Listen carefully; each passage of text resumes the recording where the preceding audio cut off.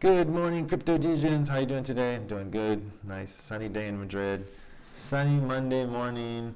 The market's going up. That's a good thing, but it's going up, kind of little by little, and that's a great thing because we don't want it to go up too fast because then it gets very volatile. It goes up fast and then it crashes. That's not good. And then also altcoins, ETH up 7%, Solana up 6%. So altcoins moving more than Bitcoin. Also, that's a very good thing. So let's check out some of the news today. Bitcoin almost hit 74,000 earlier. It's down to, well, no, it's 73,000. So we got some news here from 𝗪𝗿𝗶𝘁𝗁, the Japanese company that is copying MicroStrategy's strategy of, strategy now, not MicroStrategy, strategy of buying Bitcoin. So all these big companies are accumulating Bitcoin, then maybe we should be too. We need to be front running them. The only problem is that I am a degenerate gambler, crypto degen, and I don't have any Bitcoin because I'm always like, I need altcoins. I need bigger gains. So there's that. Last week, Binance's SEC stablecoin reserves climbed to around 60.85 billion, marking the highest level in the past 3 years. So people stocking up on their stablecoins. Binance will list centrifuge CFG with C tag applied. So this jumped up a lot on the news, like 40% or something. I think we have it here. Top gainer, centrifuge, 47%. So yeah. This is a place for companies to tokenize their assets, and then for builders, for builders, like you build or you tokenize on this platform, and then investors, you can buy the assets. So it's like a DeFi play for tokenized assets. It looks good. It looks good to me, but it just jumped up 50%. So what's the market cap on this thing? Oh, well, so the small market cap, 113 million. Interesting. When the market is moving up, then people start looking at projects again. So if we start talking about projects, that's a good thing. Definitely a good thing. Instead of just talking about, bills they want to pass for crypto and general market stuff, like general economic stuff, that's bad. We want to talk about projects and exciting things on crypto. So the House of Crypto says deepfakes stole 25 million from one executive in Hong Kong on a single video call. If you can fake a face, a voice, and a live conversation, what's left to trust? Proof, cryptographic privacy, preserving proof. That's what humanity protocol had been building by creating a trust layer the internet never had. It uses a privacy-preserving palm scan and zero-knowledge proofs to verify that you're a real human. So this is another crypto project that Peter mentioned, and it's about verifying that you're dealing with a human. I don't know exactly the details of. They did mention something here about palm scan and everything, but this could be a useful project. It's not. It's kind of has a big market cap already. Let's see, human.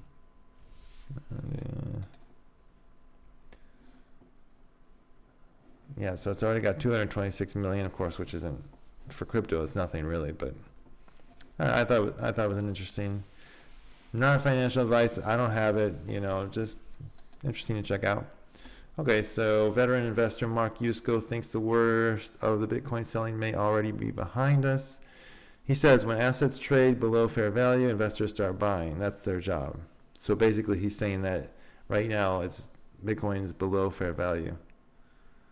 And he thinks the fair value is in the 80,000 range. I wonder how he determines, how do you determine that? How can anyone determine what Bitcoin's fair value is? Total crypto market cap. When we reclaimed that level I talked about, 2.82 trillion MC, we pumped 5%. Well, anyways, I'm not interested in what he says here, but we just see the little graph here, and we can see where we are. There's so much to go back up here in the crypto market cap.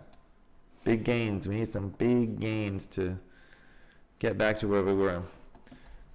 Simon Dedick says, congrats to everyone who held on to their crypto X AI coins. Billions of agents are about to come on chain to transact trillions of dollars. Imagine owning the rails. Yeah, I was thinking of buying some, what's it called? Uh, Virtuals. Yeah, I mean, this is one that I've been following. I actually thought this dude like faked his own death or something. He deleted all his Twitter accounts and everything, and like then it crashed and then it went back up. But yeah, virtuals. I mean, for AI agents, this is like the top one. And if we really are going back into like a bear trend, I mean, a bull trend or a bull market, then I'd probably start buying like a few. I'm just holding like six coins that I believe in that are getting real adoption. If we start going into a bull market, then I'll buy like some more stuff, maybe some AI stuff and maybe a meme, and not tons and tons of garbage, but you know, maybe a few more things that I think could perform better than the top coins, which should be able to perform very well because they're very cheap anyways. So yeah, virtuals is one of them. Okay, where were we?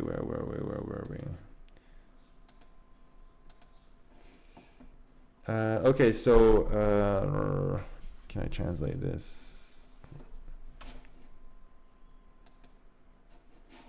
No, that's not it. Okay, well, I'll just translate it. Okay, so Vitalik from Ethereum said that it is possible to reduce the minimum required to be a validator on ETH from 32 ETH to 1 ETH. It's possible, but it would implicate duplicating the time of finality, like how the transaction finality would be double, I guess. First time I read it, I showed this because the first time I read it, I didn't notice that last part. So I guess because he's saying it is possible, but it would make it slower. So I mean, that's no good. But that would be really interesting if they could reduce it, because a lot more people could be validators. I mean, you have to have 32. You have to buy 32 ETH. That's a lot of money to run a validator. But you know, it's a nice way to make money. You know, have people staking on your validator, and yeah.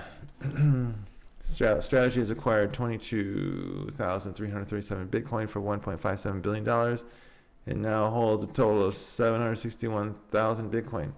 My goodness gracious, that's conviction. This dude has serious conviction. And then we have a nice little meme here. Realizing the entire global financial system is about to move on-chain, and 99% of people don't even own any crypto. Meanwhile, you're part of the 0.01% that does. Yep, that's what I'm saying. That's what I say every single video. I say the same thing. Everything's going on-chain. Everything is going on-chain, and people are just like, it's just going to pass you by. Just going to pass you by. And everything's super cheap.